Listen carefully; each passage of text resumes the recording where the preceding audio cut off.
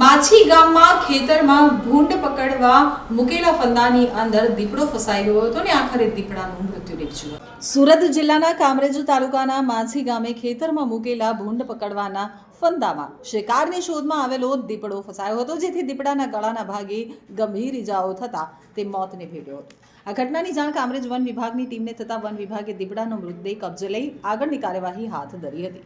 તો દક્ષિણ ગુજરાત સહિત સુરત જિલ્લાના જંગલ વિસ્તારમાં બહોળી સંખ્યામાં દીપડાઓ વસવાટ કરે છે.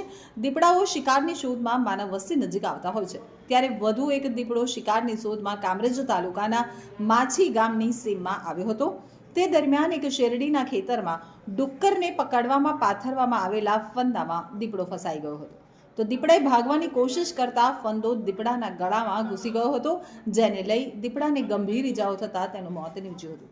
સ્થાનિકો દ્વારા સમગ્ર ઘટનાની જાણ કામરેજ વન વિભાગની ટીમને કરવામાં આવતા કામરેજ આરએફઓ પંકજ ચૌધરી સહિતનો સ્ટાફ સ્થળ ઉપર દોડી ગયો હતો અને દીપડાનો મૃતદેહનો કબજો લઈ અને પેનલ પીએમ કરાવી વિધિવત અગ્નિ સંસ્કાર કર્યા હતા. તો 1.5 મહિનાના ટૂંકા ગાળામાં બીજા દીપડાનું મોત થતાં પ્રાણી પ્રેમીઓમાં રોષ જોવા મળ્યો હતો. કામરેજ વન વિભાગની ટીમે હાલ પંચ કેસ કરી આગળની કાર્યવાહી હાથ ધરી હતી.